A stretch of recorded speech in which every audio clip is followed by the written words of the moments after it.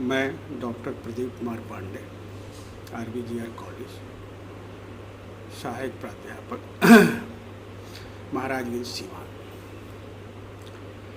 आज सबके साथ मैं भारतीय नीति शास्त्र के मुख्य नैतिक प्रत्यय या आदर्श जो है उनके बारे में आप सबसे चर्चा करूंगा।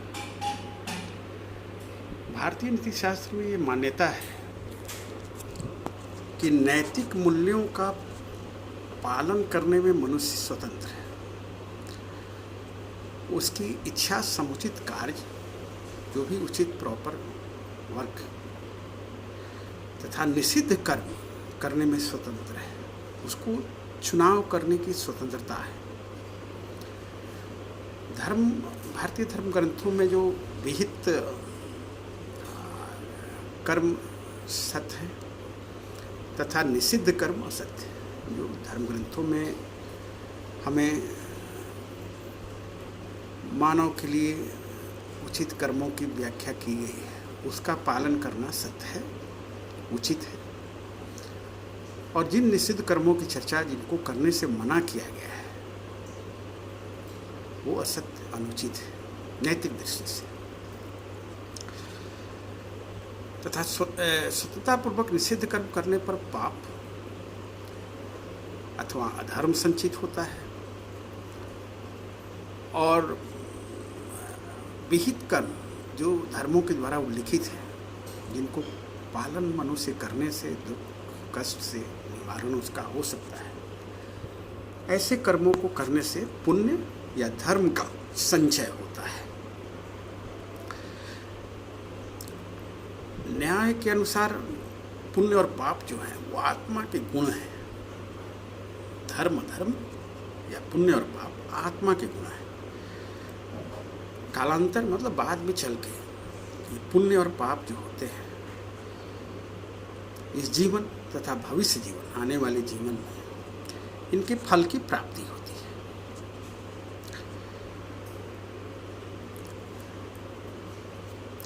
पुण्य को जैसा माना गया है भारतीय नीति शास्त्र में, पुण्य या धर्म का पालन करने से व्यक्ति सुखी होता है, आनंदमय जीवन उसका होता है। जबकि इसके उलट पाप या धर्म का पालन करने से व्यक्ति का जीवन कष्टप्रद और दुखमय होता है। सुख और दुख जो है अंततः बाह्य परिस्थितियों से और कुछ जो है इस संचित कर्मों के फल की वजह से मानव जीवन में उत्पन्न होते हैं।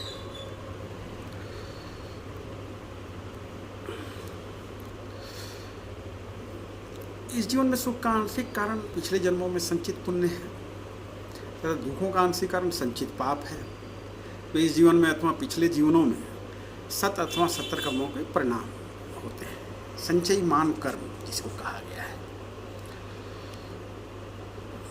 हम अपने पापों को स्वतंत्र सत्कर्मों द्वारा, ये भी बताया गया है उपाय कि हम अपने पिछले जन्म के पापों को अपने इस जन्म के सत्कर्मों के द्वारा नष्ट कर सकते हैं तथा इसी प्रकार हम अपने पुण्यों को दुष्कर्मों द्वारा, गलत कार्यों के द्वारा उसका नाश कर सकते हैं।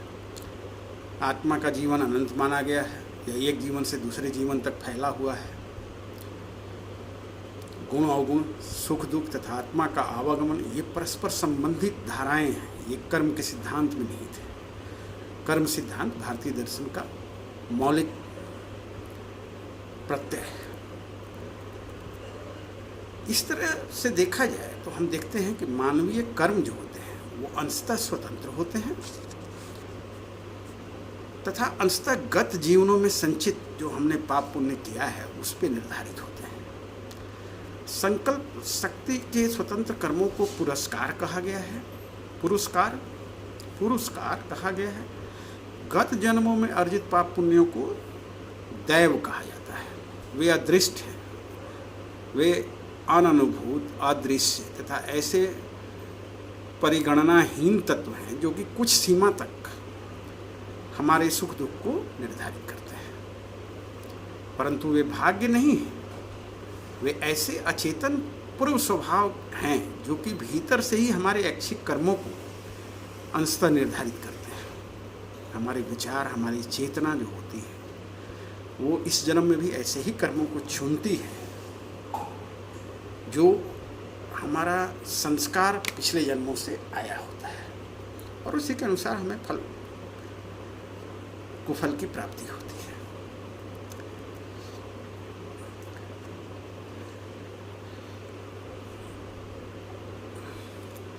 अचेतन मनोवैज्ञानिक पुरुष स्वभाव हमारे अपने कर्म हैं। वे अतीत में हमारे द्वारा किए गए स्वतंत्र ऐसी कार्यों के परिणाम होते हैं।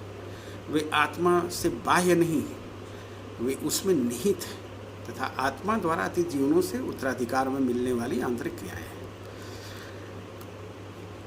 ऐच्छिक, जैसे हमने पहले ही बताया कि पाप और पुण्य जो संचय हुए हैं उसको हम वर्तमान जीवन में अपने सत्कर्मों या दुष्कर्मों के द्वारा नष्ट कर सकते हैं।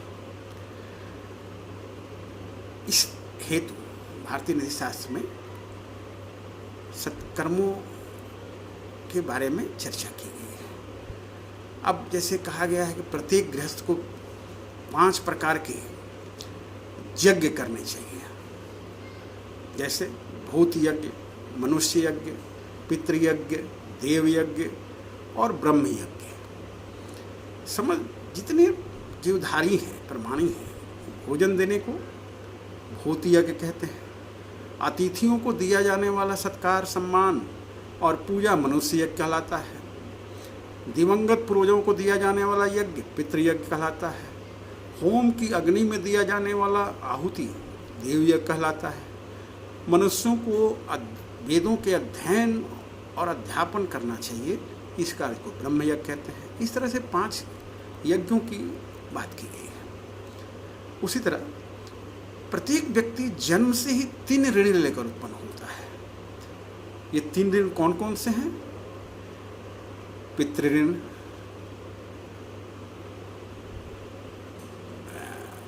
जो ऋषियों के प्रति देव ऋण, ऋषि ऋण। वह ऋषियों के प्रति वेदों के अध्ययन द्वारा, पूर्वजों के प्रति पुत्रोत्पत्ति द्वारा तथा देवताओं के प्रति यज्ञों के द्वारा अपने कर्तव्यों की पूर्ति करता है। इस तरह से 3 ऋण के बारे में चर्चा की गई है। इसके अतिरिक्त अपनी जाति के प्रति कर्तव्य होते हैं। उन्होंने शास्त्रों ने वर्ण धर्म कहा गया है। ब्राह्मणों को वेदों का अध्ययन अध्यापन, क्षत्रियों को सेना में तथा सेना में भर्ती होकर न्यायपूर्ण युद्धों में भाग लेना चाहिए तथा बाह्य आक्रमणों से जाति की रक्षा करनी चाहिए, देश की रक्षा करनी चाहिए, राष्ट्र की रक्षा करनी चाहिए। वैश्यों को पशुपालन, कृषि, व्यापार एवं वाणिज्य संबंधी कार्य करना चाहिए। शूद्रों को शेष वर्णों की सेवा करनी चाहिए। वर्ण धर्म का ध्येय कर्तव्यों तथा गुणों के आधार पर समाज का निर्माण करना था। अब जीवन के विभिन्न स्तरों से संबंधित धर्मों को आश्रम धर्म कहते हैं। लास्ट में ये बताया गया कि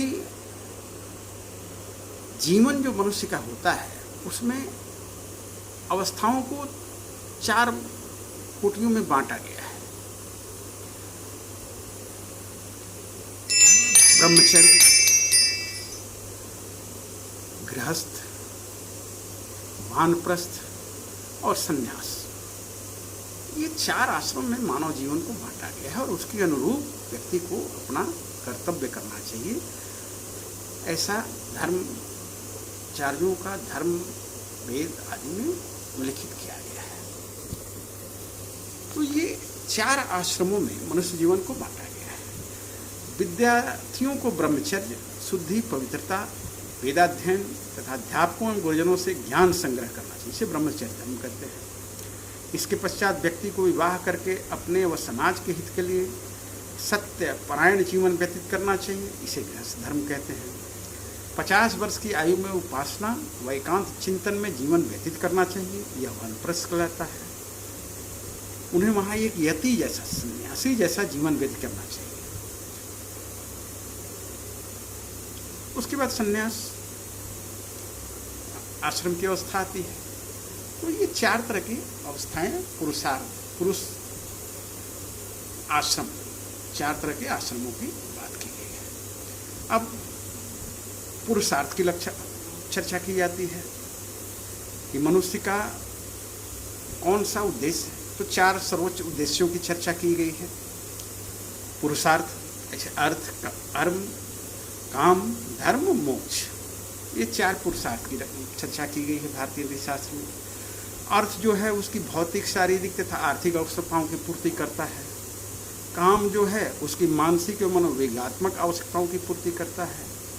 धर्म जो है वो बौद्धिक एवं शारीरिक आवश्यकताओं की, तथा मोक्ष अथवा सर्वोच्च आनंद जो है